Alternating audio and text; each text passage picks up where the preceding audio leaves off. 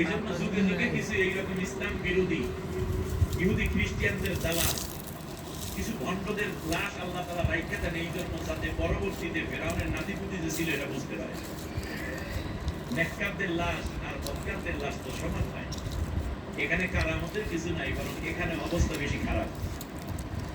যাই হোক, আমরা প্রশাসনকে বলবো, সরকারকে, বর্তমান এই অন্তর্বর্তীকালীন সরকারের নীতি নির্ধারণীদেরকে বলবো, ওখানের মুসলমানদের ইমানের দিকে আপনাদের খেয়াল রাখতে, ওখানের মুসলমান ইমানদারদেরকে হয়রানি করবেন না, স্বৈর শাসকের মতো নির্যাতন করবেন না। এবার যে জায়গাটা আমরা রেখেছি, লাশ সংরক্ষিত হলো কেন? যাতে কিয়ামত পর্যন্ত এইরকম কপট বিশ্বাসী যারা রসুল মানবে, কিন্তু মানে আল্লাহকে মানবে কিন্তু রসুলের আদর্শ মানবে না, রসুলকে যে নেতৃত্ব দেয়া যায় এটা পছন্দ করবে না। খেয়াল করেন নাই? কারণ ফেরাউন মুসা আলাইহিস সালামকে স্বীকার করে নাই, কারণটা কি?